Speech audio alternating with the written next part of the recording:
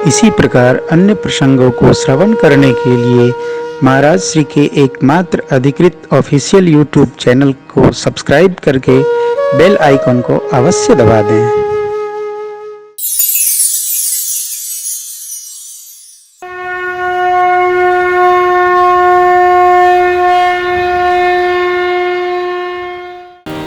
संसार में सभी अपने शिव बाबा ने इतनी बढ़िया बात कही। एक दिन हमने घर में कह दिया था, काफी देर बवाल मचा रहा।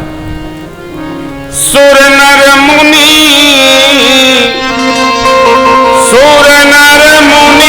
सब कह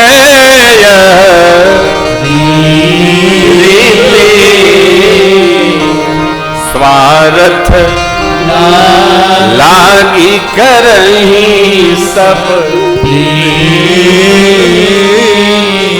सब अपने अपने स्वार्थ के लिए प्रेम करते हैं। अब मैथमेटिकली इसका विचार करें तो इसका अर्थ निकलेगा, इसका अर्थ क्या है कि कोई किसी को प्रेम नहीं करता। जिससे जिसका काम फंसा है, स्वार्थ सिद्ध होना है, वही उसको प्रेम करता है। कोई किसी को प्रेम नहीं। महाराज ये सोच के कैसे चला जाएगा? अन्ना सोचिएगा तब भी व्यवहार यही है जो चौपाई कह रही है। स्वार्थ लागी करही सब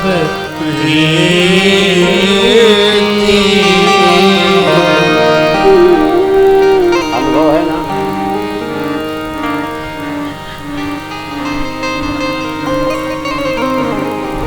निस्वार्थ प्रेम वो है जो केवट जी का भगवान में है। हेतु रहित जुग दो जग में उपकारी, तुम और तुम्हार सेवक असुरारी। हे प्रभु, केवल दो ऐसे हैं जो बिना कारण के प्रेम करते हैं। कौन है? एक तुम, आप, और एक आपके सेवक। जयंत को भगवत शरण दी नारद जी ने, तो नारद जी का कोई स्वार्थ था क्या? ब्रह्मधाम शिवपुर सब लोका फिरा समित व्याकुल भय शोका, काहू बैठन कहा न बोही, राखी को सकई राम कर द्रोही। नारद देखा बिकल जयंता, लागी दया कोमल चित संसा, पटवा तुरत राम पहिताही, तुम तुम्हार सेवक है सुरारी। ये न्याय है। केवल और केवल भगवान और भगवान के भगत ही अकारण प्रेम करते हैं। शेष जगत अपने अपने काम से प्रेम करता है।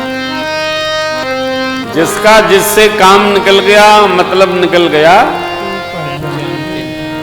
पहचानते।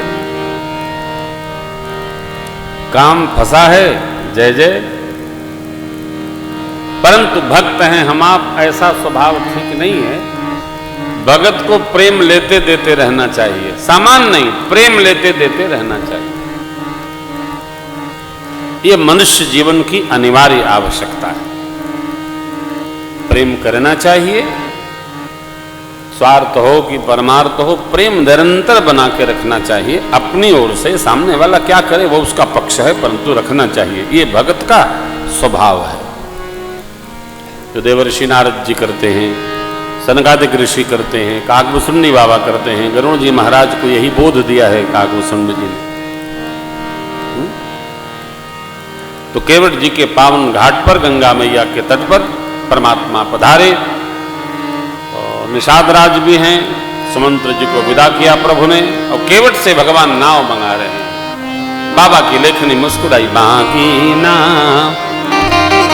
ऋण केवटवाना कही तुम्हार मदम में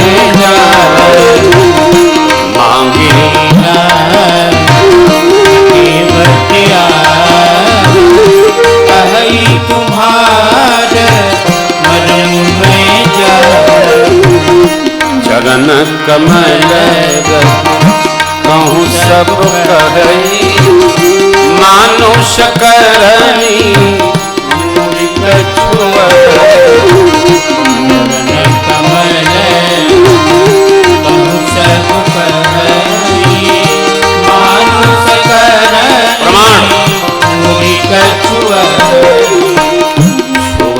शिला भई नारी सुहाई पाहन तेना काट कठिना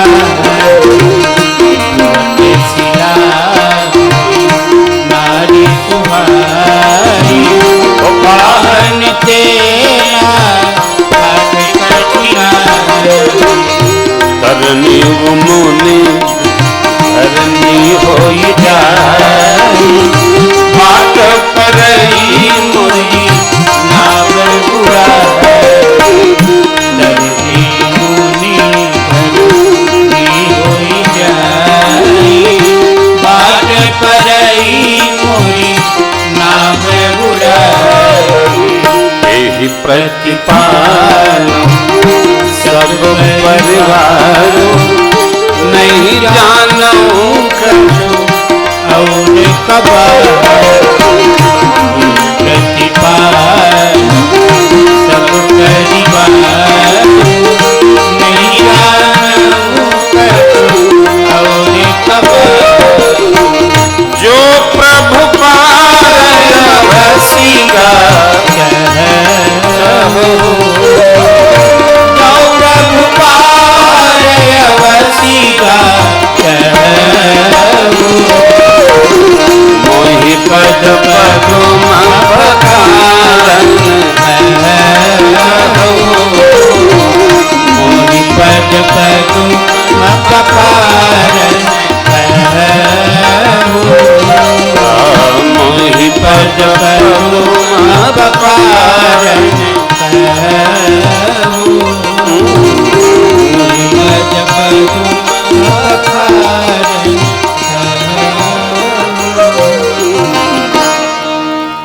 भगवान नाव मांगे केवट जी ने यह कहकर मना कर दिया, प्रभु आपके चरण में जो रज लगी है उसमें कुछ जड़ी है। क्या करती है? पत्थर के विग्रह को स्पर्श कर दी, वो जड़ी तो वो स्त्री बना दी। छुवत शिला भई नारी सुहाई। अब मेरी नाव तो पानी में ही रहती है, इस पर जैसे वो जड़ी लगेगी ये तुरंत स्त्री स्वरूप धारण कर लेगी। अब मैं परिवार का पोषण सरकार इसी नाव से करता हूं, मेरी नाव चली गई तो परिवार का क्या होगा? प्रातः स्मरणीय पूज्यपाद श्री गोस्वामी जी महाराज ने इस भाव को कवितावली जी में बड़ा सुंदर रखा है। केवट जी कहते हैं, रावर दोषन पायन को पग धोरी को भोरी प्रभाव मारे, पाहन ते बन वाहन काठ को कोमल है जल खाई पावन पाय पखारी के नाव चढ़ाई हो आयसु होत कहा है। पावन पाय पखारी के नाव चढ़ाई हो आयसु होत कहा है। तुलसी सुन केवट के बर बहन, तुलसी सुन केवट के बर बहन, हसे प्रभु जानकी ओर रहा है, हसे प्रभु जानकी ओर हसे प्रभु जानकी ओर। ये भक्ति तट है और भगवान सन्मुख खड़े हैं।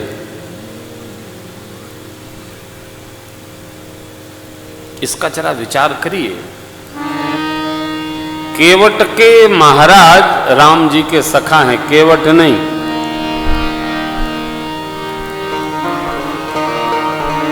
महाराज के सामने उनके ही सखा जगदीश नहीं, उनके सखा से केवट जी राम जी से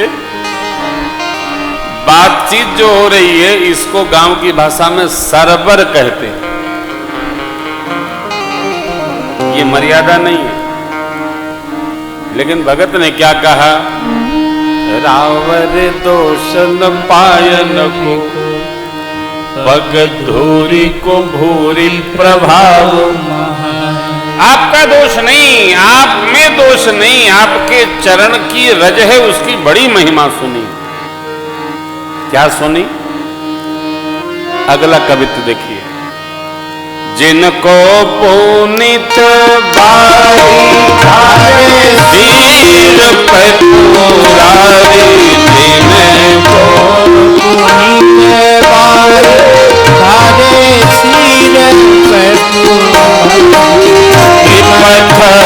गामिनी यश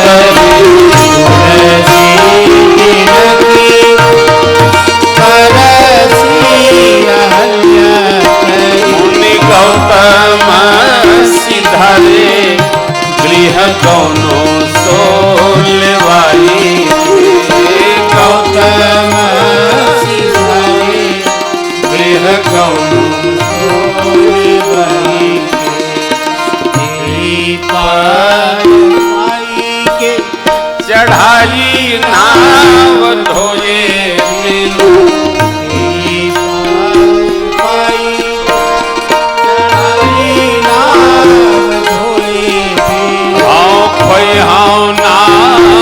पठव लेके होय ना हसाई, होय ना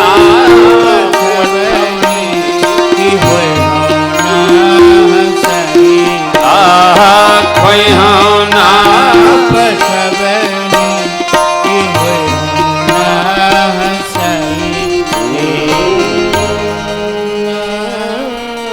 पठवनी की होय ना हसाई।